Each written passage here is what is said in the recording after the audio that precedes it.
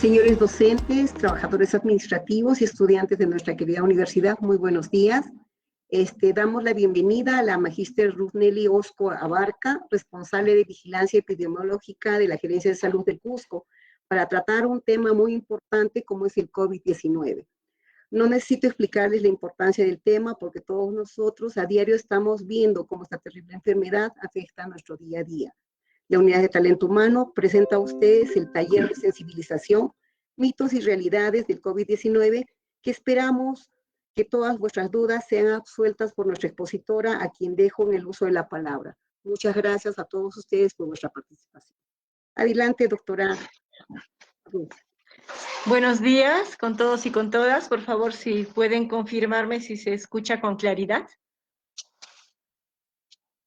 ¿Se escucha? Sí, perfecto, muchas gracias. Bueno, me voy a presentar. Mi nombre es Ruth Nelly Osco Abarca. Soy responsable de la vigilancia epidemiológica en la Gerencia Regional de Salud, que pertenece a la Dirección de Epidemiología e Investigación. Bien, voy a compartir la pantalla, por favor, si también me confirma si se ve. A ver.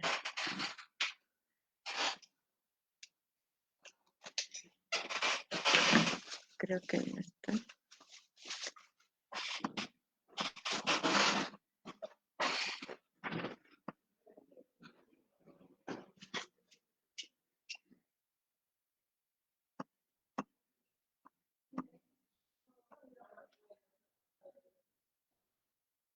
¿Sí? ¿Me pueden confirmar si se ve la pantalla, por favor?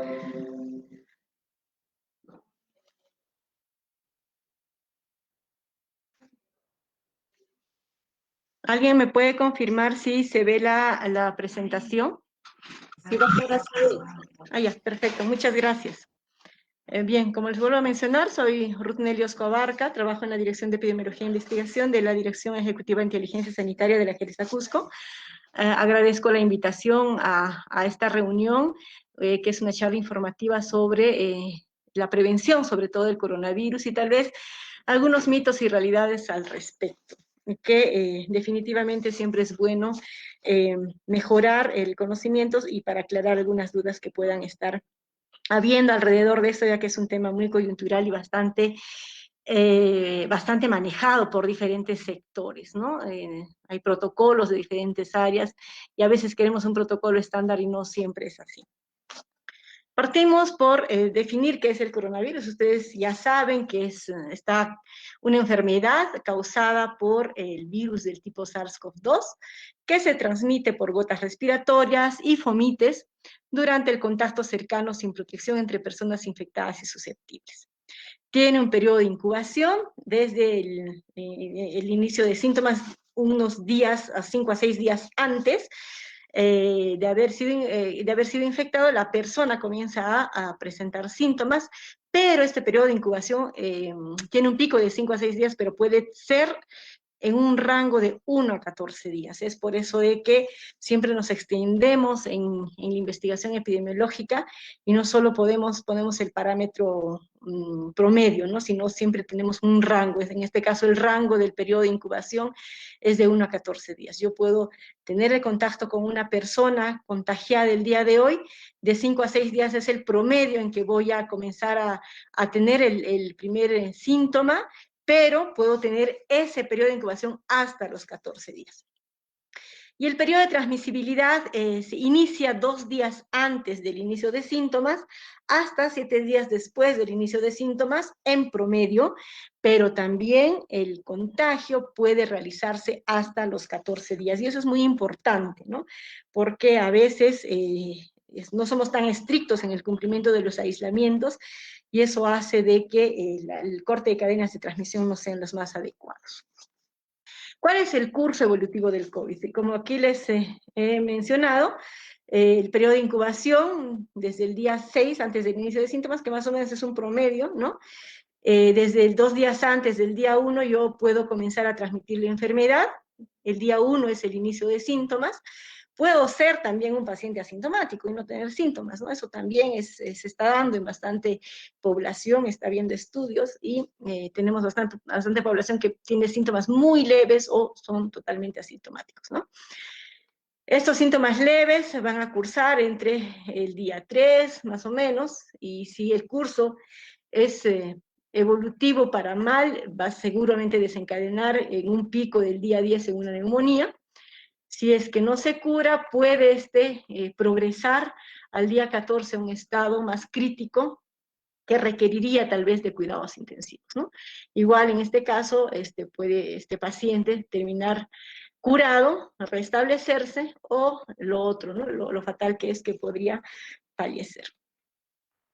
Esta enfermedad es una enfermedad multisistémica. Generalmente creemos de que solamente va a afectar a los pulmones, pues no es así. Pueden ocurrir muchos daños a nivel de varios sistemas.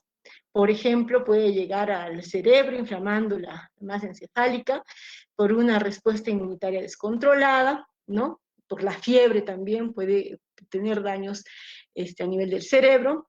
El virus provoca pérdidas del olfato, del gusto, en casi el 60% de las personas infectadas. Afecta a la garganta y afecta a los pulmones. También el músculo cardíaco puede ser infectado por el virus, ¿no? Y lo que hace es que a veces la falta de oxígeno puede causar otros problemas cardíacos. Los vasos sanguíneos pueden ser afectados también por una inflamación que pueda provocar insuficiencia cardíaca o paro respiratorio. Los hígados y riñones también pueden ser dañados por las propias defensas del mismo organismo, provocando una inflamación que hace que estos órganos no puedan trabajar adecuadamente.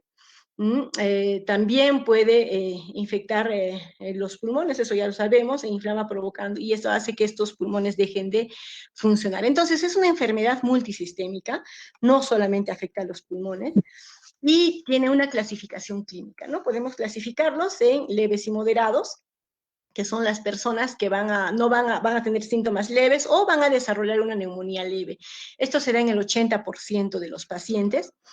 El 13.8 a 14% va a desarrollar cuadros severos y que se caracteriza sobre todo por la dificultad respiratoria, la disminución de la saturación de oxígeno, y un cuadro crítico, que es más o menos el 6% de los pacientes, van a desarrollar fallas respiratorias, disfunciones y fallas multiorgánicas, y pueden llegar hasta ser un shock séptico, ¿no? Entonces, la clasificación se da, esto es del total de los pacientes que desarrollan algún tipo de síntomas. Tenemos que tener consideración de que los críticos son los que, en los que tenemos que tener mayor énfasis en el cuidado, ¿no? Del manejo. También debemos de conocer que hay factores de riesgo que hacen que esta enfermedad pueda desencadenar en una situación fatal. Las personas con hipertensión arterial, con diabetes mellitus, con enfermedades crónicas, pueden ser, por ejemplo, pulmonares como EPOC, asma o enfermedades cardíacas, adultos mayores de 60 años, entre otros, ¿no? Por ejemplo, personas inmunosuprimidas, son personas que tienen mayor riesgo, no de enfermar, sino de complicarse, ¿no? Todos tenemos el mismo riesgo de enfermar, pero mayor riesgo de complicarse son estas personas. Son las personas que en tal caso no debería de evitarse que lleguen a tener algún tipo de contagio. El 85%, este es un dato importante, de los fallecidos por COVID-19 en el Perú padeció obesidad. Y esto es crítico porque muchos de los que fallecen porque se descompensan, asociado a que el organismo, por tener un cuadro, un estado de obesidad, no responda adecuadamente, ¿no? Entonces, complica la situación. Es importante que nosotros tengamos que conocer nuestro índice de masa corporal, que es fácil de sacar, ¿no? Un índice de masa corporal lo sacas, divides el peso entre la talla al cuadrado en metros y te sale un índice, y el adecuado es estar entre 20 y 25, ¿no? Si tienes un índice de masa corporal mayor de 25, definitivamente tienes un riesgo agregado ahí. He querido darles a conocer también la situación actual del COVID, tanto a nivel nacional como a nivel del Cusco. Bueno, sabemos que en el mundo ha iniciado esto en China, en Wuhan. Igual ha ido progresando, desplazándose la enfermedad a Europa, luego a América del Norte y luego finalmente a América del Sur. La misma característica ha cursado en la segunda ola. Este es el mapa que tenemos a nivel nacional. A la fecha, esa es la fuente del MINSA, a la fecha, a nivel nacional, tenemos un total de más de casi 1.500.000 personas afectadas por el coronavirus, 49.330 fallecidos, ¿no? Con una letalidad de 3.46%, que quiere decir que de cada 100 personas que se han infectado, 3 a 4 personas están falleciendo. Y esta es la curva que tenemos a nivel nacional, a nivel país, ¿no? Hemos tenido un pico ascendente desde que inició la pandemia en el mes de marzo en el Perú. Ha iniciado y ha comenzado a tener un crecimiento abril, mayo, julio, agosto fue el pico más alto, luego comenzamos a descender y nuevamente comenzamos a ascender a finales del mes de diciembre y enero, ¿no? Ahora nos encontramos en una segunda ola. Entonces, sabemos que las epidemias tienen siempre curvas, ¿no? De ascenso y descenso. Siempre se llega a un pico y luego comienza a descender. Ese es el comportamiento usual o habitual de toda epidemia. A nivel nacional, miren, en cuanto a pacientes hospitalizados, hemos llegado a superar en febrero de este año el número de hospitalizados que hemos llegado a tener en su máximo pico en el mes de agosto del año pasado, ¿no? El número de hospitalizados.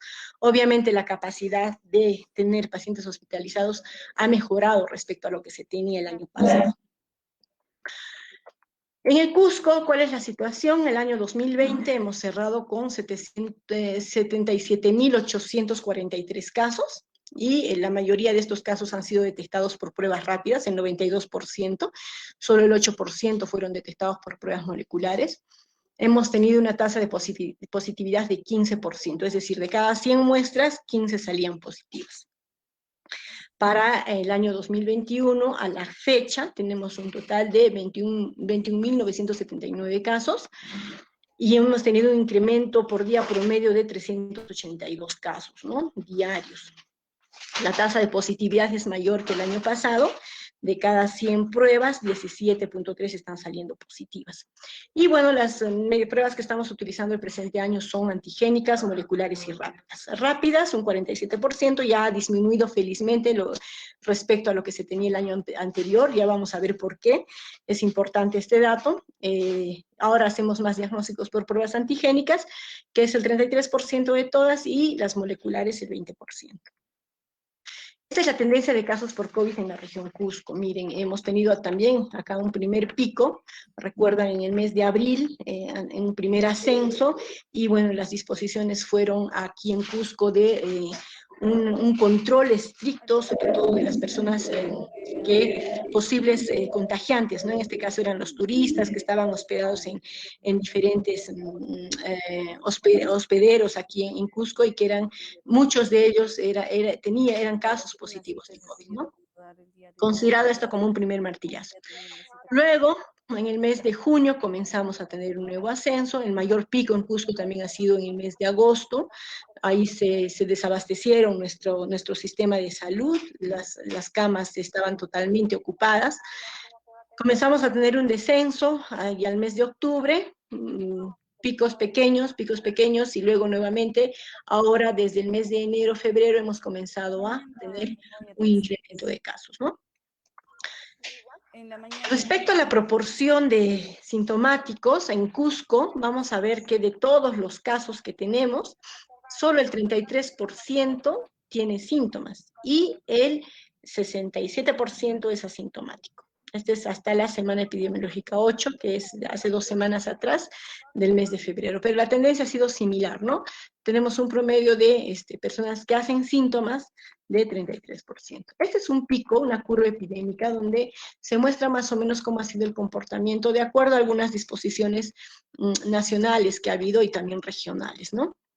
Ustedes dirán, ¿por qué este pico está tan alto? Y porque aquí, por ejemplo, estamos viendo, comparado a esto, Esta es una tendencia de casos con una tasa de positividad de pruebas moleculares. ¿Por qué hemos tomado pruebas moleculares? Porque son los casos que están activos en este momento, ¿no? En cambio aquí hemos tenido picos porque en este tiempo utilizábamos también las pruebas rápidas. Estos son los casos sintomáticos y los anaranjaditos son los asintomáticos. Entonces, ¿qué ha habido con las disposiciones nacionales, ¿no? Hemos visto que finalizando la cuarentena nacional en la semana 27 del año pasado más o menos, ha comenzado a tenerse el ascenso hasta el pico final, ¿no? Entonces, luego otra vez se tuvo un inicio de una cuarentena focalizada por provincias, ¿no? Y comenzábamos a tener un descenso, ¿no? Otros piquitos elevados, bueno, podemos asociarlo esto tal vez a las marchas o a la coyuntura política que hemos tenido a fines del año pasado. Hemos tenido también las fiestas de Navidad y Año Nuevo que han hecho que también favorezcan un poco el incremento de los casos que tenemos. Ahora nuevamente estamos en una cuarentena focalizada. A veces pues necesitamos disposiciones, porque sabemos que el Perú tiene bastantes costumbres, ¿no? Sobre todo religiosas, otras costumbres festivas, ¿no? Seguramente si no hubiéramos tenido cuarentena en época de carnavales, ahorita estaríamos hablando de otro pico, ¿no? De contagios diferente al que estamos en este nuevo escenario. Esta es la ocupación de camas UCI hasta marzo, desde el año pasado. Miren, el año pasado hemos superado la ocupación de lo que correspondería tener las camas UCI, y ahora también, nuevamente, pese a que ha habido un incremento de estas camas, ¿no? A nivel regional en los diferentes hospitales. ¿Cuáles son las manifestaciones clínicas en pacientes, de nuestros pacientes en la región Cusco?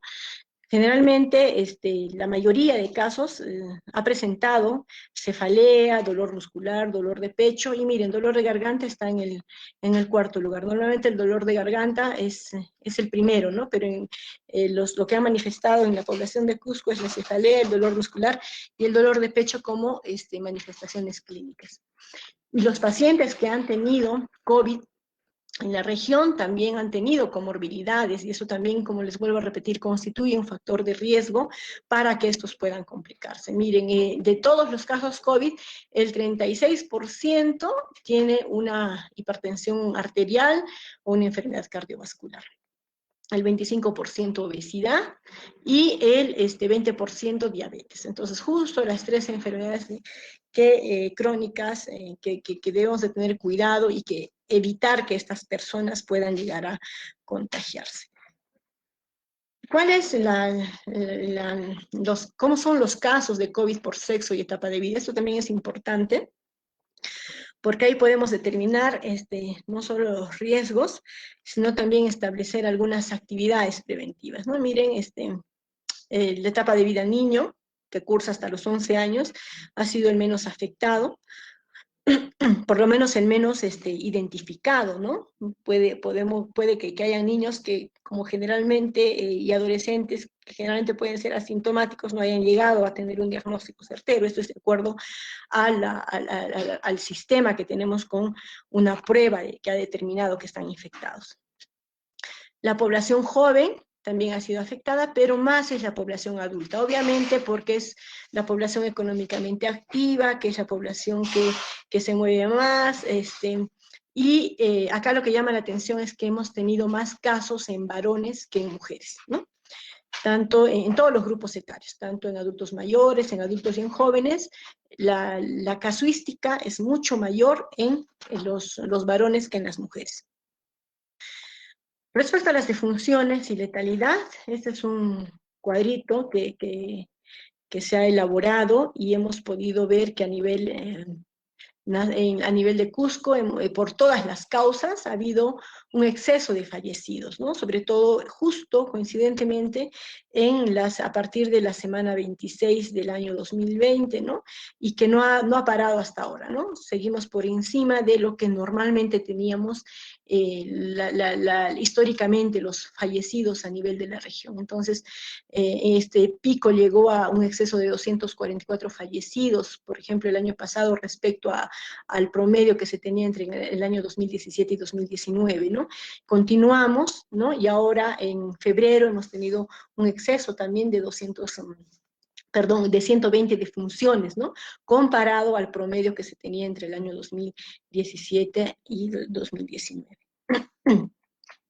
A nivel nacional, vemos las defunciones también. Si ven, el sexo masculino está de amarillito y el femenino está de rosado. También las defunciones se dan más en la población masculina. Y las defunciones se dan más también en la población adulta mayor. Si bien es cierto, el número de casos se da más en adultos, las defunciones se dan más en adultos mayores. Obviamente por los riesgos que ya hemos mencionado, ¿no? Son poblaciones vulnerables. Y este ha sido el comportamiento de las defunciones a nivel nacional. Hemos tenido un incremento a partir de la semana 14, ¿no? Llegando a un pico en la semana 24 del año pasado. Hemos tenido un descenso y nuevamente ahora hay un incremento, ¿no? O sea, obviamente no hemos superado el año pasado porque definitivamente la respuesta, la capacidad operativa y la respuesta del sector ya está más preparada, no mucho mejor, pero más preparada de lo que se tenía como cuando estábamos o cuando atravesamos la primera ola. Y a nivel de Cusco, ¿cómo están las defunciones? En el 2020 hemos tenido un total de 1.321 fallecidos por COVID, con una tasa de letalidad de 1.7%. Y ahora, de enero hasta la fecha, ya tenemos acumulados 853 muertes por COVID-19, con un incremento de 21 fallecidos por día, es un promedio, y miren, la tasa de letalidad es más alta, ¿no? De 3.88%. Supera lo que se ha tenido el año pasado. Y las defunciones por sexo y etapa de vida a nivel de Cusco, igual, en Cusco es lo mismo que a nivel nacional, mueren más los varones, casi el 70% que han fallecido son varones y el 30% mujeres. Y por etapa de vida, lo mismo, la misma tendencia que a nivel nacional, quienes más fallecen son los adultos mayores, ¿no? En este caso, el 50% de todas las defunciones se ha dado más en adultos mayores. Este ha sido el año 2020. Y el año 2021, de enero hasta la fecha, lo mismo, ¿no? Adultos mayores fallecen más, y de estos adultos mayores, quienes fallecen más son los varones, más que las mujeres, ¿no? Y la tendencia de defunciones es esta, igual hemos tenido un pico en agosto del año pasado, esperemos no llegar, igual estamos en una curva de ascenso, todavía no estamos en descenso, como una meseta, pero esperemos comenzar a descender con las medidas que se están tomando, ¿no? Entonces, si hacemos un análisis entre la primera y la segunda ola a nivel regional, la primera ola, pues, que ha sido entre el 21 de junio hasta noviembre del 2021. Esta primera ola inicia antes de terminar la cuarentena estricta nacional y se caracteriza por el ascenso rápido con incremento de casos y fallecidos luego de 2 a 3 semanas de evolución. En la segunda ola ya también inicia luego de fiestas navideñas, más o menos un promedio, y se caracteriza por un incremento gradual de casos y fallecidos con crecimiento muy desacelerado por 5 semanas, pero aún con tendencia creciente poco acelerada. No ha sido tan acelerado como en la primera ola, ¿no? En la primera ola la tasa de positividad de pruebas moleculares llegó a ser como máximo de 67%, no teníamos pruebas antigénicas, pero sí bastantes pruebas rápidas, ¿no? Para la segunda ola la tasa de positividad de pruebas moleculares llegó con un máximo de 48%, y se dispone ahora felizmente de pruebas antigénicas, ¿no? Y las pruebas antigénicas son las que nos están ayudando también a hacer la detección temprana de la enfermedad. En la primera ola, la tasa de mortalidad a nivel regional es influenciada principalmente por la provincia de Cusco, es la que ha tenido mayor número de casos. Para la segunda ola, la tasa de mortalidad a nivel regional es influenciada principalmente por las provincias de Canchis, Chumbivilcas y la Convención, que superan datos históricos de la primera ola. Y posteriormente, lo más probable es de que esta enfermedad ya se esté trasladando a provincias y a distritos alejados, ¿no? Esperemos que no sea tan fatal, porque lamentablemente sectorialmente no tenemos una respuesta óptima por la estructura, ¿no? O estructuralmente en lugares alejados. En la primera ola, la ocupación y disponibilidad de camas hospitalarias inicia a monitorear cuando inicia la primera ola, no teníamos camas de hospitalización suficientes y la ocupación sobrepasó el 100%, ¿no?, de camas UCI. Para la segunda ola ya tenemos un monitoreo de la ocupación y disponibilidad de las camas hospitalarias. Se han llegado a ocupar también el 100% de las camas UCI, ¿no?, y el 60% de las camas no UCI, ¿no? Entonces ya hay mejor respuesta, pero todavía no es suficiente, ¿no? Bueno, sabemos también que estamos ante nuevas cepas del SARS-CoV-2. Tenemos ya 3 y seguramente va a haber muchas más cepas identificadas. Miren, a febrero del 2021, Perú tenía solamente una variante, que era la variante británica, ¿no?, identificada en febrero, y sabemos que hay muchas variantes que están todavía, muchas mutaciones que están en estudio. No podemos decir de que Perú tenga su propia variante, porque nosotros no hacemos una búsqueda activa, ¿no?, como otros países. Pero miren, a marzo ya tenemos ya identificada, el 15 de marzo, la variante brasilera, la P1, y esta es bastante letal. Ustedes saben cómo está en este momento Brasil, ¿no? Está en una situación sanitaria muy dificultosa, tiene poca disponibilidad hospitalaria, los casos han aumentado, y bueno, pues lamentablemente las medidas que ellos por su gobierno han tomado no han sido tan estrictas como en otros países, ¿no?, como el Perú. Bien, sobre las pruebas de detección de COVID-19, estas son importantes porque nos van a ayudar a identificar los casos de manera oportuna, ¿no? Pero hay que saber en qué momento tomar cada prueba. No todas las pruebas son iguales, no todas las pruebas se toman en el mismo momento, y eso es importante conocer, ¿no? Primero, para esto debemos de conocer a quiénes tomar y quiénes no tomar. Quién necesita, quién no necesita, y qué es un caso sospechoso, qué es un caso probable, qué es un caso confirmado, a qué llamamos caso descartado. Solamente para conocimiento, porque estos son tal vez manejos técnicos operativos del sector, pero es necesario que sepan que una persona que tiene tos y o dolor de garganta, más malestar general, fiebre, dolor de cabeza, congestión nasal, diarrea, pérdida de sensación del gusto o del olfato, o finalmente tenga dificultad para respirar, esta última ya es una señal de alarma, es un caso sospechoso de COVID. Si ya tienes tos o dolor de garganta y alguna de esas otras manifestaciones, ya eres un sospechoso de COVID. Un caso probable ya es alguien que es un caso sospechoso, que ya tiene un antecedente, por ejemplo, de contacto, un familiar que tenga, por ejemplo, COVID. Un caso probable ya es una persona que tenga una radiología, una tomografía o una ecografía pulmonar que es sugestiva a COVID. Y hay una característica acá importante, ¿no?, que es la anosmia y la ageusia. La anosmia es la pérdida de sensación del gusto y la ageusia la pérdida de sensación del olfato. Basta que tengas estos síntomas, ya es muy probable de que tengas COVID-19, ¿no? Pero ¿cómo lo descartamos? Lo descartamos o lo confirmamos con una prueba molecular, con una prueba antigénica o con una prueba serológica. Frente a un caso sospechoso probable, no es importante esperar el resultado del laboratorio, porque las medidas de control ya deben de ser implementadas, ¿no? Si hay un caso sospechoso, te has hecho una prueba sin esperar el resultado, porque a veces las pruebas moleculares pueden demorar, tienes que comenzar a hacer tu aislamiento domiciliario y el personal tiene que iniciar el seguimiento clínico, ¿no? Y estos casos sospechosos, probables o confirmados deben ser notificados de manera inmediata en el establecimiento de salud de tu jurisdicción. Vamos a conocer un poco más sobre cada prueba, la prueba molecular, la prueba antigénica y la prueba serológica.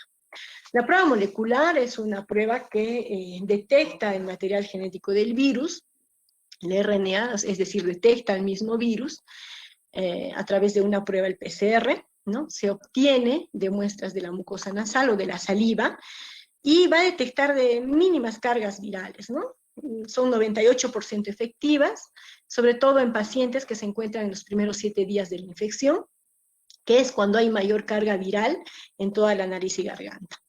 Después de la primera semana, la cantidad de virus ya va disminuyendo y también puede disminuir la efectividad de la prueba molecular. La desventaja de esta prueba es que requiere personal capacitado, requiere de equipos, requiere de implementos especializados, y si no se toma adecuadamente la muestra puede afectar los resultados.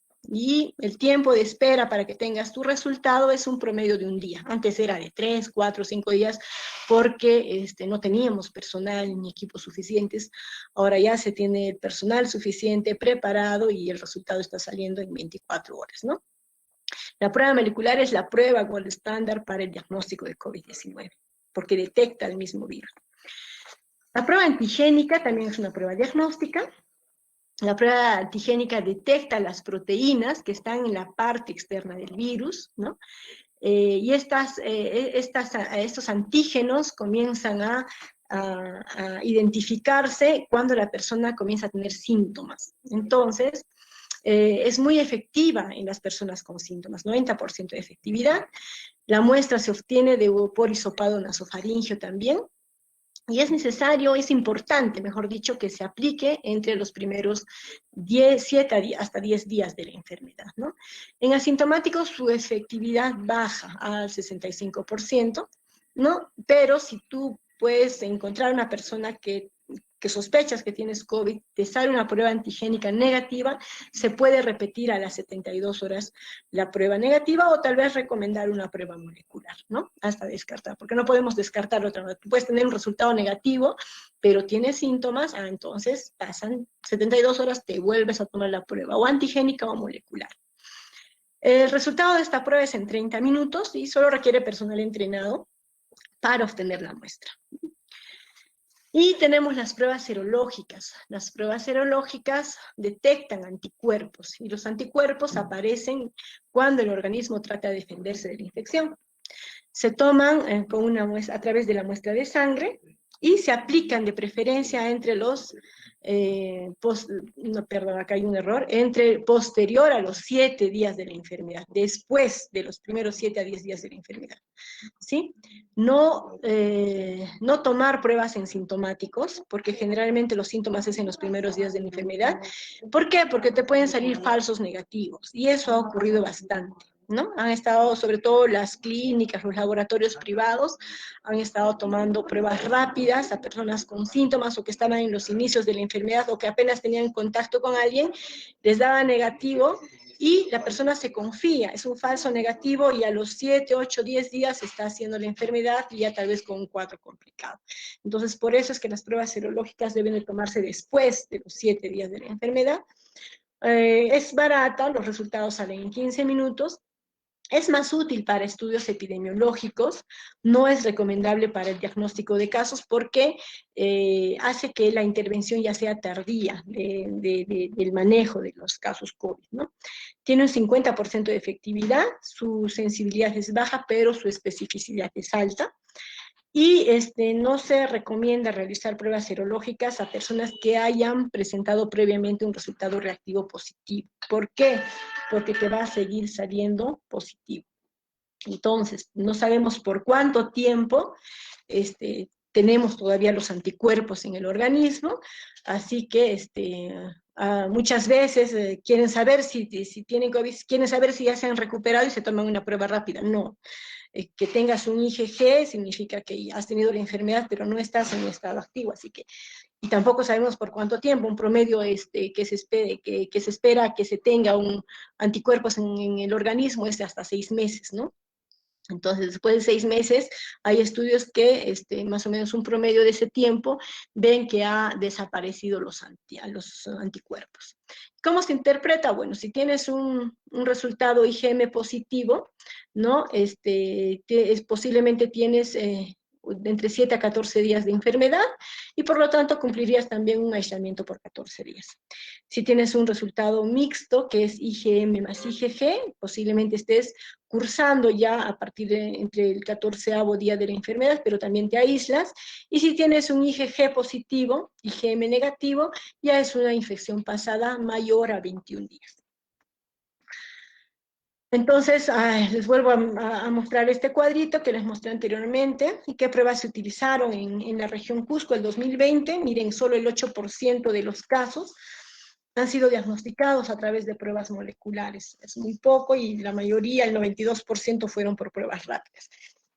Lamentablemente esto no ayuda pues al manejo oportuno de la enfermedad, ¿no?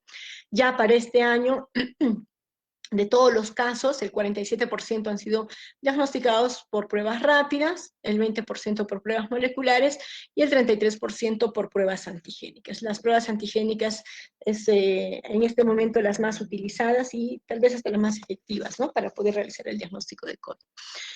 Sobre la toma de pruebas a contactos de pacientes COVID, es importante que sepan que cuando uno está con COVID, deben de tomarse de preferencia prueba molecular o antigénica a los contactos con síntomas, o que ya haya pasado por lo menos 5 días de haber tenido el contacto con un caso confirmado. ¿Por qué?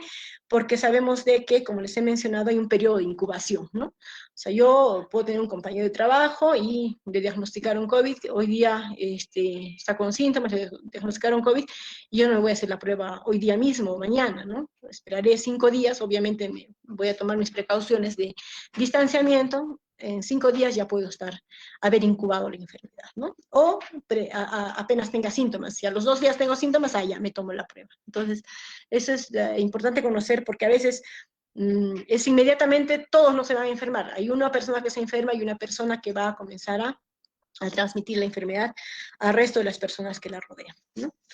Y cuando hablamos de reinfección por COVID-19, estas solo se confirman por prueba molecular y con un intervalo mayor a los 3 meses del anterior diagnóstico.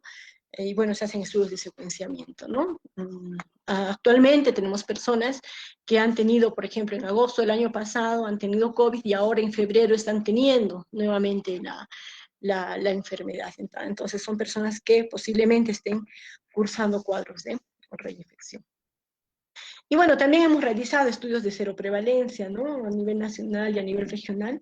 Comentarles que la tasa de positividad, de acuerdo a esos estudios de seroprevalencia a nivel de Cusco, el 68.9, casi el 70%, dieron resultado negativo con pruebas rápidas, y el 31% resultado positivo. Significa que todavía, este es un estudio que se realizó en el mes de diciembre, teníamos un 70% de población susceptible a enfermar. Bueno, y finalmente hablaremos de las medidas preventivas. Sabemos que hay 3 medidas importantes, ¿no?, y que siempre la hemos estado manejando, y vamos a ver que son las más relevantes: el lavado de manos, el distanciamiento físico, no social, físico. Seguimos socialmente activos, pero físicamente no vamos a estar de manera cercana, y las barreras de protección como el uso de la mascarilla. Son las 3 medidas más importantes y cada una está clasificada así, ¿no? Y como medidas de higiene, el lavado de manos. Les vuelvo a mencionar, el lavado de manos es la principal medida. Recuerdo quienes han pasado tal vez la época del cólera, cuando teníamos el brote de cólera, sobre todo en la costa. ¿Cuál era el mensaje? El lavado de manos. Pero el lavado de manos, ¿qué te decían? Lávate las manos antes de comer, después de ir al baño y para preparar los alimentos, ¿no? Y eso se nos quedó: lávate las manos antes de comer, para preparar alimentos y después de ir al baño. Pero ahora no, ahora es lávate las manos periódicamente. ¿Por qué? Porque no sabes si la computadora que agarraste, la baranda que agarraste, la puerta que cogiste esté con algún virus, ¿no? Entonces, lávate la mano con abundante agua y jabón por 20 minutos y periódicamente. No es solo lavado de manos, o sea, hay que cumplir con todo eso, ¿no? Con abundante agua y jabón, 20 minutos y periódicamente. Es la mejor medida de higiene. O sea, si yo tengo disponible un lavadero de manos y alcohol en gel, ¿qué voy a hacer? Me lavo las manos, porque está comprobado que el jabón libera las capas lipídicas del virus. Entonces, esa es la mejor medida, ¿no? Ya en caso de que no tenga dónde lavarme las manos, uso el alcohol en gel. Pero entre alcohol en gel y lavado de manos, lo mejor es el lavado de manos. Otra medida de higiene es evitar tocarse los ojos y la nariz y boca, porque pueden transportar el virus a los ojos, la nariz y la boca, o viceversa, ¿no? Yo puedo transmitir por mis manos la enfermedad o puedo recibir la enfermedad a través de mis manos, haciendo el contacto con mis ojos, con mi nariz y mi boca. Limpiar y desinfectar frecuentemente las superficies, en particular las que estamos tocando con bastante regularidad, ¿no? Y acá puse el celular, o sea, yo me lavo las manos y otra vez agarro mi celular. ¿De qué te sirve? O sea, no, pues, si me lavo las manos, desinfecto el celular y utilizo el celular, ¿no? Igual, ¿por qué? Porque es la misma forma, estás haciendo un círculo vicioso del mismo virus, ¿no? Rotando. Pero a ver, ¿qué hago si es que quiero tocarme los ojos, la nariz y la boca? Ya, me lavo las manos, me froto la nariz y la boca y me vuelvo a lavar las manos, ¿ve? Para todo el lavado de manos es la mejor medida de higiene. La otra medida de protección son las barreras, ¿no? El uso adecuado de la mascarilla y el uso del protector facial. Y miren, acá hay dos columnitas donde podemos ver cuál es la probabilidad de contagio, ¿no? Si yo estoy a una distancia menor a 1.5 de una persona con COVID y no estoy protegido, tengo el 90% de contagio, ¿no? Si hay una persona con COVID y yo estoy con la mascarilla, la probabilidad de contagio disminuye el 70%, ¿no? Si hay una persona con COVID sin mascarilla, sin protección, pero yo estoy con mascarilla y con protección, miren, la probabilidad de contagio disminuye al 5%, ¿no? Igual sucede cuando la persona con COVID se protege, y bueno, yo puedo estar sin mascarilla igual, o sea, acá la diseminación del virus también es baja, 5%. Si es que ambos estamos con mascarillas, la probabilidad de contagio disminuye al 1.5%, ¿no? Y si yo, aparte de tener mascarilla, tengo también protector facial, la probabilidad de contagio disminuye al 0.5%, ¿no? Entonces, estas medidas son las más efectivas tal vez en cuanto a protección, y es importante obedecerlas. A veces no la usamos bien o no lavamos cuando tenemos una mascarilla comunitaria. Hemos visto en comunidades, sobre todo, no tienen acceso a mascarillas quirúrgicas, pero no las lavan, ¿no? No sirven, no ayudan. Entonces, es mejor, recomendable utilizar las mascarillas descartables, pero no en todos los casos, no todos tenemos acceso. Bien, el distanciamiento físico es mantener la distancia entre 1.5 a 2 metros entre personas, ¿no? Evitar las 3 Cs. Estas 3 Cs están también recomendadas en la página del OMS, y en qué consiste en evitar el contacto cercano, evitar los espacios congestionados y evitar los espacios cerrados, ¿no? Primero, evito tener... Si ya cumplo con esto, obviamente no voy a estar acá, ¿no? Ni en lugares congestionados. ¿Por qué? Porque si yo voy al mercado y veo que hay mucha gente, entonces busco otra ruta, ¿no? Otra ruta donde no hay bastante gente y donde no pueda tener un contacto cercano. Entonces, evitar estos espacios congestionados, lamentablemente, a veces es difícil porque tenemos las vías públicas pues abarrotadas de personas, ¿no? Y a veces es difícil, pero si estamos por lo menos protegidos de manera adecuada con un protector facial y mascarilla ayuda, ¿no? Pero evitarlos, y evitar los espacios cerrados que no tengan ventilación. De todos modos, en las oficinas, en los lugares de trabajo, en la casa, tenemos que ventilar, abrir las ventanas para evitar la concentración de aire. Y la otra medida preventiva es la vacunación, que ahora ya se está implementando a nivel nacional. Sabemos que las vacunas históricamente han salvado siempre vidas, ¿no? ¿Cómo hemos erradicado la viruela? Gracias a las vacunas. ¿Cómo se ha erradicado el polio? Las vacunas. Entonces, ¿cómo hemos hecho frente al sarampión? Con las vacunas. Es una herramienta, en este caso del COVID-19, es una herramienta nueva y esencial, y que seguramente va a ayudar a poner fin a la pandemia. Su función, la función de toda vacuna, es entrenar y preparar a las defensas naturales del organismo para detectar y combatir a los virus. Esa es la función de la vacuna. Entonces yo te inyecto una dosis de virus inactivado, virus muerto, y tu organismo, ¿qué hace? Genera anticuerpos, ¿no? Replica anticuerpos, para que cuando posiblemente estés en contacto con la enfermedad ya estés preparado y tu organismo responda adecuadamente. Al 18 de febrero de este año ya hay al menos 7 vacunas distintas que los diferentes países han empezado a administrar en 3 diferentes plataformas y generalmente orientado a la población más susceptible. Y actualmente hay más de 200 vacunas experimentales en desarrollo, ¿no? Y de las cuales más de 60 están en la fase clínica. Todavía vamos a tener mucho que hablar de vacunas, ¿no? ¿Cuál es la función de la vacuna? La vacuna, lo que tenemos, la función en salud pública es generar inmunidad colectiva. ¿Y qué es la inmunidad colectiva? La inmunidad colectiva va a ocurrir cuando hay personas, acá por ejemplo vemos a un niño, ¿no? En el grafiquito hay un bebé, ¿no? Hay personas que no son inmunes, ¿no? Que no están protegidos, pero viven en una comunidad en que la proporción de inmunidad es alta. O sea, yo no soy inmune, no estoy vacunada, pero vivo en un lugar donde el 60, 80 o 90% de la población ha sido vacunada contra una enfermedad. Entonces, yo que estoy no inmune, que soy susceptible, tengo menor riesgo de contraer la enfermedad. Entonces, es como una protección que se realiza a través de mi entorno.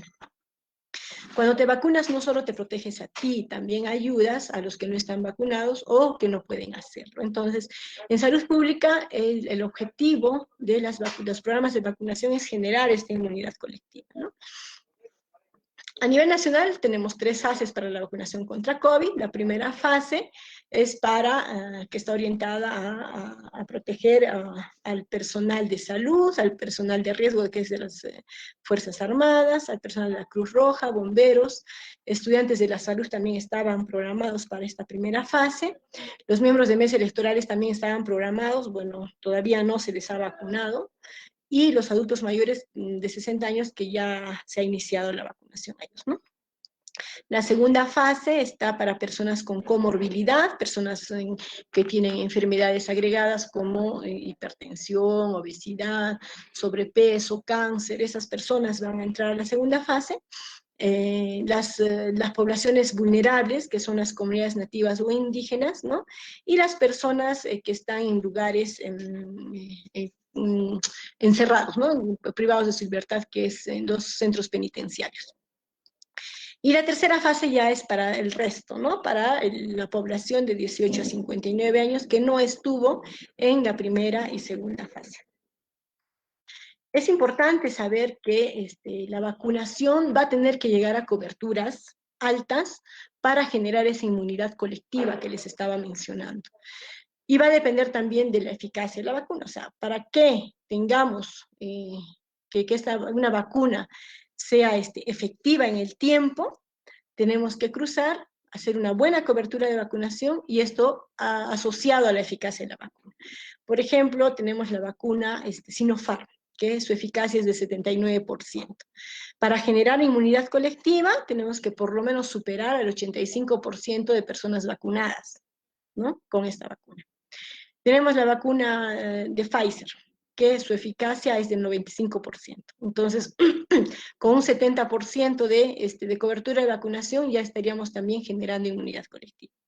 Entonces, es importante que la población acceda a aportar a la salud pública a través de la vacunación voluntaria, ¿no? Que va a generar esa inmunidad colectiva. Solo para hacer de vuestro conocimiento sobre las 2 vacunas que actualmente han llegado al país, que es la Sinopharm. Esta vacuna no se llama Sinopharm, se llama Verocell, es una vacuna de virus inactivado. Su mecanismo de acción es que produce anticuerpos neutralizantes contra el SARS-CoV-2, se aplica de manera intramuscular en el brazo y su conservación es en refrigeración de 2 a 8 grados, ¿no? Tiene un adyuvante que es el hidróxido de aluminio y su eficacia es del 79%. Esto es a diciembre del 2020. Y la otra vacuna Pfizer, bueno, que su nombre no es Pfizer, su nombre es Comirnaty, ¿no? Ese es el nombre de la vacuna, el laboratorio es Pfizer, ¿no? Es el laboratorio de Estados Unidos y Alemania, que la vacuna se basa en el ARN mensajero para provocar una respuesta inmunológica ¿no? La eficacia es del 95%, se aplican 2 dosis, también separadas en 3 semanas, también en la vía de aplicación es intramuscular. La diferencia es que para transportar esta vacuna se necesita una cadena de frío promedio de, de menos 70 grados centígrados, ¿no? Y bueno, por unas 5 días y horas se conserva entre 2 a más 8, eso es ya para la aplicación de la vacuna, ¿no? Bueno, y la dosis es de 0.3, y vía intramuscular en el brazo también se aplica. Sobre las vacunas hay que tener en cuenta algo. Las vacunas son inactivadas o muertas, entonces no hay una replicación en el organismo y por lo tanto no va a producir COVID-19, ¿no? Lo que va a generar en el organismo es motivar a que nuestro cuerpo genere anticuerpos. Para cuando tengamos la enfermedad, el organismo ya tenga memoria para poder responder adecuadamente a la enfermedad, ¿no? Vamos a encontrar que el 5 a 10% de los vacunados van a tener diagnóstico de COVID post-vacunación. ¿Por qué? Porque estamos vacunando en un estado de pandemia. La coyuntura actual es que estamos vacunando en un estado de pandemia, y en un estado de pandemia no sabes quién está en un proceso de incubación, no sabes quién tiene la enfermedad, pueden ser asintomáticos. Entonces, lo que vamos a tener seguramente es que después de la vacuna se identifiquen casos de COVID, pero no es por la vacuna, es porque esa persona cuando se vacunó estaba recién en un proceso a inicios de la enfermedad o en un proceso de incubación. El efecto protector de la vacuna se logra ya a partir de los 20 días de recibida la segunda dosis, es decir, ya la tercera semana. Hasta ahora todavía ninguna persona está protegida. ¿Por qué? Porque recién han comenzado a poner la segunda dosis la semana pasada. Después de 3 semanas, las primeras personas que se han vacunado recién van a estar protegidas, ¿no? Y hay algo importante que tenemos que saber: ninguna vacuna protege al 100%, ninguna. Ni siquiera la vacuna de la hepatitis, ni siquiera la vacuna de fiebre amarilla, ninguna vacuna protege al 100%. Siempre la eficacia tiene un rango, ¿no? No es al 100%. Y otra cosa importante es que no está indicada la realización de pruebas rápidas o de tamizaje como screening antes de la vacunación, debido a que no pueden detectar el COVID-19 en fase de prodromia o fase inicial, ¿no? Entonces, no es necesario realizar pruebas antes de la vacunación. Bueno, sabemos que la vacuna es eficaz para prevenir enfermedades sintomáticas y estados graves de la enfermedad. No necesariamente va a prevenir que te contagies, ¿no? Lo que no sabemos de la vacuna es cuánto tiempo vamos a tener las defensas contra el SARS-CoV-2. O sea, todavía no hay ningún estudio. Los estudios se realizarán a partir de 6 meses de los primeros vacunados, ¿no? Octubre, se estará haciendo tal vez algún estudio para ver si todavía hay anticuerpos, o tal vez al próximo año, ¿no? No sabemos cuánto tiempo. Y lo importante también es que puedo ser portador aún estando vacunado. O sea, no me enfermo, pero puedo transportar el virus a otras personas por diferentes formas, ¿no? Por la mano. Puedo seguir transportando el virus. Algo importante es que luego de la vacunación se debe continuar con las recomendaciones de distanciamiento, el uso de protección respiratoria, el lavado de manos frecuente, evitar sitios cerrados y concurridos, ¿no? ¿Por qué? Porque podemos igual tener personas asintomáticas. Entonces, hay que tener las mismas medidas todavía. La efectividad de la vacuna se mide ya en años, ¿no? No lo vamos a medir ni siquiera a fin de año. Entonces, eso es importante también conocerlo. Y vuelvo a repetir, ¿no? La vacunación es un acto colectivo, no es individual. Y para terminar, para cortar la cadena de transmisión, es importante tomar primero las medidas de prevención, hacer una detección precoz, oportuna de la enfermedad, ¿no? Informarme sobre la enfermedad, hacer un adecuado aislamiento domiciliario si es que enfermo, y bueno, ingresar al hospital de manera oportuna, ¿no? Estos son afiches que han estado emitiendo algunas instituciones, ¿no? Que ayudan a poder identificar, por ejemplo, si tienes sospecha, cómo identificar si se puede agravar, cuáles son los signos de alarma, ¿no? Si te falta el aire, si tienes desorientación, si tu fiebre es superior a 38 grados, tienes dolor en el pecho, tienes una coloración azul en los labios, que significa que ya el oxígeno está disminuyendo en tu cuerpo, o si tu saturación baja, ya son signos de peligro, ¿no? Entonces, el manejo del COVID puede ser domiciliario, pero hay que estar alerta, hay que estar monitorizando constantemente, y apenas haya una alteración de algún signo, avisar, comunicar y acudir al establecimiento de salud, ¿no? Algo también importante es informarnos sobre algunos aspectos. Por ejemplo, la OPS realiza periódicamente una revisión de la evidencia existente para terapias para COVID-19 y publicó el 11 de marzo del 2021 algunos de estos hallazgos, ¿no? Por ejemplo, han identificado que produce daños la hidroxicloroquina, ¿no? Produce daños, produce mortalidad, ¿no? Sobre la ivermectina, no se sabe si tiene algún efecto, todavía sigue en estudio. Sobre glucocorticoides, produce beneficios en pacientes severos, ¿no? No se ven beneficios en el uso del plasma de convalecientes, en el uso de la acitromicina y el zinc. Esto, por ejemplo, lo pueden encontrar en la página oficial de la Organización Mundial de la Salud, ¿no? Y bueno, también debemos estar atentos para reconocer informaciones falsas, ¿no? Por ejemplo, a veces dicen de que los suplementos y vitaminas curan el COVID. No, no curan. Lo que van a hacer es reforzar tu sistema inmunológico, pero tampoco te previenen. La prevención es a través de barreras y las otras medidas, ¿no? Pero no previene, no, ni cura, ¿no? El COVID, ¿no? ¿Puede tratarse con dexametasona a todos los pacientes con COVID? No. La dexametasona se debe reservar para los enfermos que más la necesitan, y no es conveniente acumular, ¿no? Este fármaco. A veces compran corticoides para tener en stock, y cuando se enfermen se van a aplicar. Entonces, eso, por ejemplo, es de manejo netamente médico y es para pacientes severos, ¿no? Hay que ponerse la mascarilla para hacer ejercicio físico, o sea, eso, por ejemplo, hay que hacer ejercicio físico, ¿no? Pero cuando estás en un lugar solo, obviamente solo, no es necesario. ¿Por qué? Porque te va a disminuir la capacidad respiratoria, pero por eso es de que ahora han prohibido los gimnasios, ¿no? Los gimnasios son lugares cerrados, ¿no? Y por ser un lugar cerrado y con bastantes personas, tendrías que usar mascarilla. Hacer ejercicio físico con mascarilla tampoco es adecuado, entonces deben estar cerrados, ¿no? Y hay algunas informaciones, ¿no? Como usando los zapatos pueden propagar el virus de la COVID-19, ¿no? Está la enfermedad por coronavirus, está causada por un virus y no por una bacteria, tampoco es causada por el virus, ¿no? Ahí esto es importante. Hablan también de pulverizar lejía u otros desinfectantes sobre el cuerpo o introducirlos en el organismo, ¿no? Tomar cloro también, eso es falso. Es falso también que las redes 5G de telefonía móvil propaguen la enfermedad, también es falso, ¿no? Hablan también de exponerse al sol a temperaturas superiores a 25 grados, ¿no? Centígrados para prevenir la enfermedad, también es falso.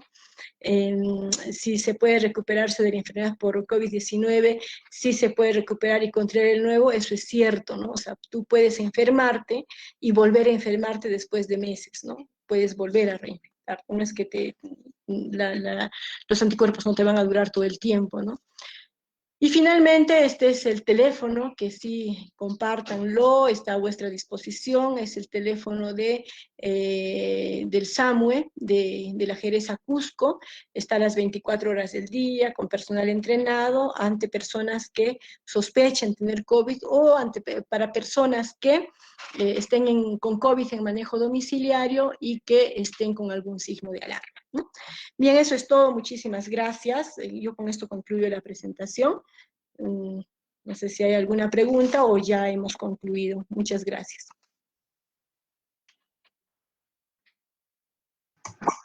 Doctora, buen día. Sí, buenos días. Sí, una inquietud, doctora. Bueno, soy el profesor de la universidad. He escuchado atentamente su exposición. Felicitaciones. La duda es lo siguiente. Hay muchos comentarios en las redes sociales, por ejemplo, que no se puede vacunar, dice aquel que ha sufrido, por ejemplo, o ha adquirido ya el COVID. Otro, también aquellos, por ejemplo, que han recibido los antibióticos, han sido, de repente han tenido intervención quirúrgica, etcétera, y han recibido muchos antibióticos, tampoco se deben vacunar. ¿Qué de cierto hay al respecto? Muy buena pregunta, muchísimas gracias, doctor Milner. Bien, esa es una pregunta interesante. Si vacunamos o no a los que han tenido COVID o a los que tienen COVID. A ver, si alguien ya tuvo COVID, tiene que pasar 30 días del diagnóstico de COVID para poder volver a vacunarse. Entonces sí puede vacunarse, ¿no? ¿Por qué? Porque la vacuna va a reforzar el sistema inmunológico, va a reforzar la generación de anticuerpos. Entonces, sí, es que ha tenido, históricamente, el año pasado tuvo COVID, se vacuna, normal. Si hace poco se diagnosticó con COVID, por ejemplo, hoy día estamos 19 de marzo, si su diagnóstico de COVID fue el 1 de marzo, tiene que esperar 30 días, o sea, se vacunaría ya el 1 de abril. No se vacunaría ahora. Pasan 30 días del diagnóstico y sí se puede vacunar. Es más, se debe vacunar, ¿no?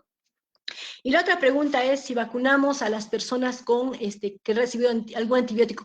No es contraindicado, pero es recomendado que no se vacune a las personas que estén cursando cualquier cualquier forma aguda de una enfermedad, cualquiera.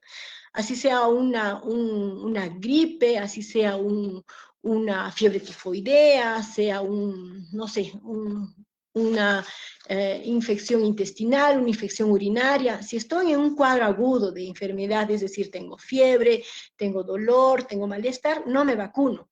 No porque la vacuna te va a generar problemas o va a agudizar el problema, sino que a veces podemos confundir algún efecto secundario de la enfermedad y asociarlo a la vacuna. Entonces, en estos casos es mejor que una vez termine su terapia, una vez que sane de ese proceso agudo de la enfermedad, recién se vacune, ¿no? Ahora, la vacunación, por ejemplo, no está contraindicado en personas con cáncer o inmunosuprimidos, no, al contrario, ¿no? Ellos son quienes deberían de vacunarse y están en la segunda fase de la vacunación, personas con comorbilidad. En los inmunosuprimidos, específicamente, hay que mejor en ellos que terminen, si están con algún tratamiento que les baja la inmunidad, que terminen el tratamiento y recién se vacunan. No porque la vacuna le va a hacer daño, sino porque la respuesta a la vacuna es pobre. La respuesta de su organismo a esa vacuna va a ser pobre. Entonces, mejor terminan el tratamiento que les baja la inmunidad y una vez culminado reciben la vacuna. ¿Sí? Gracias, doctor.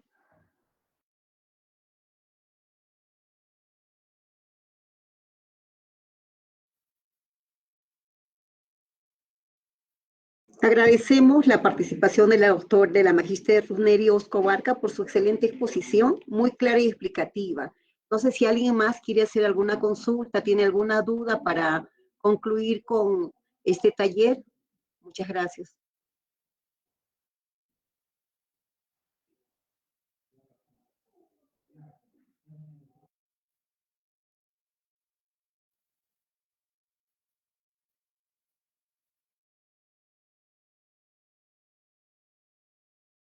A ver, hay una pregunta que dice, por el chat lo he visto, que dice lugares autorizados para sacarse pruebas moleculares. Entonces, en la página web de la Jereza Cusco hay un banner que dice IPRES autorizadas para realización de pruebas COVID. Ustedes entran ahí, hay un listado.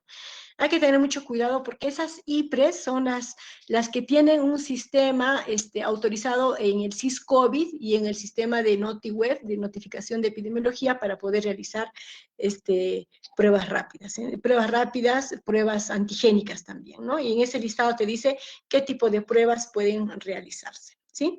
Entonces, no vayan a cualquier laboratorio, verifiquen siempre el listado oficial.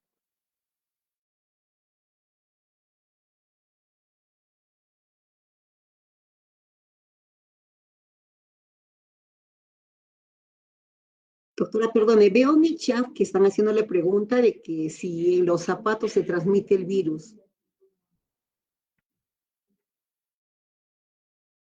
Miren, eso es relativo. En realidad, sabemos que el virus cae por el peso y por eso es de que incluso la distancia es de 1.5 a 2 metros, como que te garantiza que entre persona a persona, ¿por qué? Por el peso cae y está en el escritorio, está en el piso, y obviamente dependiendo de la carga puede estar también en los zapatos, ¿no? Entonces, esto es relativo, no es absoluto, pero cuando ingresamos, por ejemplo, de un lugar de un hospital, por ejemplo, que tiene bastante carga viral, a un domicilio, obviamente estoy transmitiendo el virus, ¿no? Y va a depender mucho de los lugares donde me encuentro. Lo mejor es desinfectarlo, pero no es que esté comprobado de que esa sea un método verídico de contagio, ¿no? Tenemos en casa personas, niños, sobre todo que pueden estar en el piso, echados, y si yo salgo de mi lugar de trabajo, que es un lugar, es un banco donde vienen bastantes personas, es un hospital, un centro de salud, entonces obviamente toda mi ropa, incluso el zapato, puede tener carga viral, ¿no? Entonces, lo recomendable es desinfectar en general, ¿no? Pero no es que sí o sí sea un medio de transmisión descrita. Doctora, disculpe, una última pregunta. Sí, la escucho. Sí, doctora. En su exposición he escuchado o he visto de que la vacuna Pfizer, ¿no? Entonces requiere una refrigeración de menos 70 grados centígrados. ¿Cómo se está solucionando para el caso del Cusco? ¿Ya se está aplicando esa vacuna aquí en Cusco? En Cusco no tenemos la vacuna Pfizer, solamente se ha distribuido a 4 regiones del país. No está Cusco, se están gestionando algunos equipos a través de la Geresa para tener la capacidad operativa de almacenamiento. Las refrigeradoras para Pfizer son especiales, entonces Cusco por lo pronto no tenemos la vacuna Pfizer, pero no significa que no la vayamos a tener. Entonces sí es posible de que la tengamos una vez culminadas las gestiones de la operatividad con el almacenamiento de estas vacunas. No, en este momento no estamos vacunando con Pfizer, solamente se está vacunando con Sinopharm. Entonces, la Pfizer han iniciado en Lima y en algunos departamentos en adultos mayores, y bueno, esperemos de que se mejore la capacidad operativa de almacenamiento, ¿no? Y también se ha hecho una distribución de prioridad de acuerdo al riesgo que se tiene. Por ejemplo, Loreto es caluroso, activo, pero han priorizado Loreto porque es una provincia, una región, perdón, de alto riesgo, ¿no? Gracias, doctora.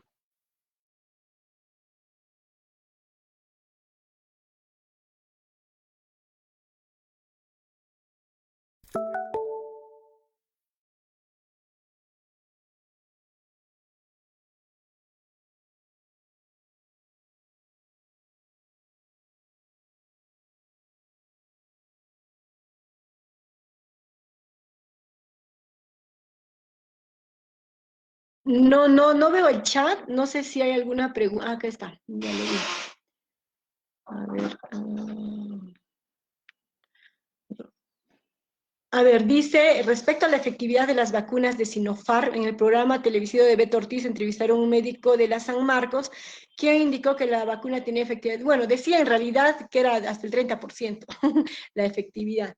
No sé si tienen tiempo para explicarles esto de la efectividad de las vacunas. La efectividad se saca de acuerdo al número de voluntarios que han trabajado en un estudio de investigación y a quienes se les ha aplicado el placebo y ya hacen una comparación con quienes se les ha aplicado la vacuna, ¿no?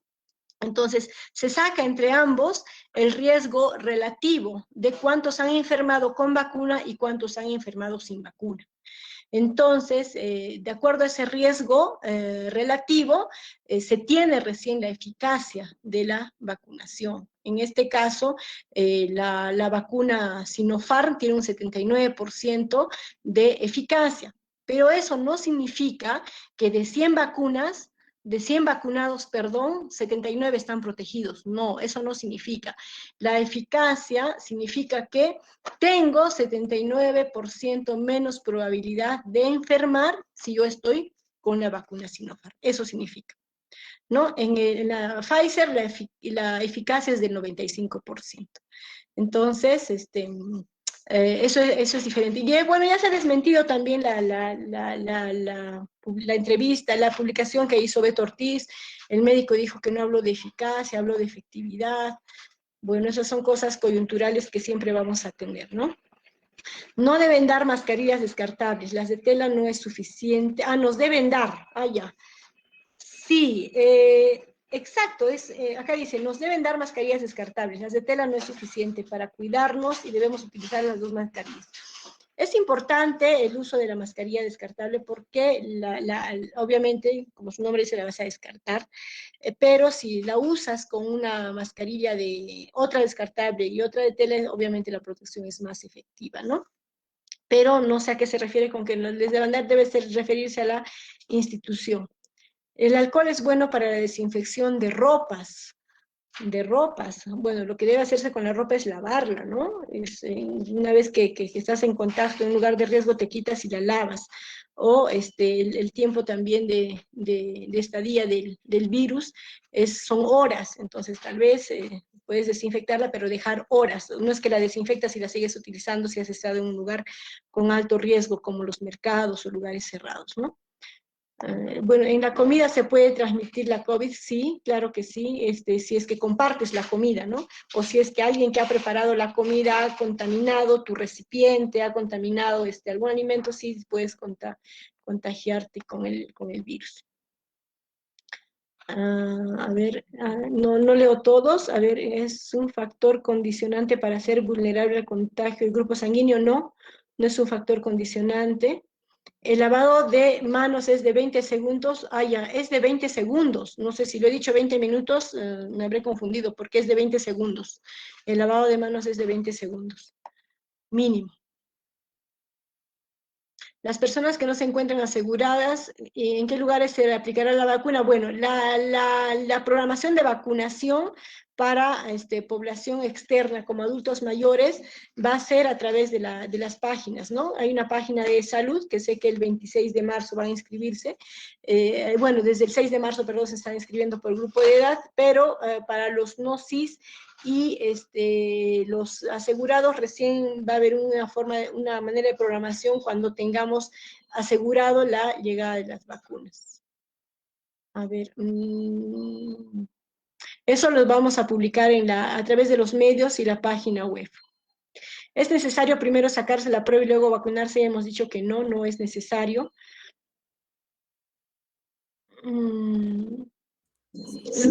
Ya, bien, creo que ya todo está contestado. Bien, muchísimas gracias por la participación en la reunión. Si no hay nada más, creo que hemos concluido. Sí, doctora, muchas gracias por su participación muy explicativa y clara. Gracias nuevamente a la Jereza y agradecimiento. Muchas gracias y muchas gracias a todos ustedes, colegas docentes, administrativos y estudiantes, por vuestra participación. Gracias y buenos días. Gracias. Señora Carmen, ¿podría preguntarle? Hoy día van a entregar la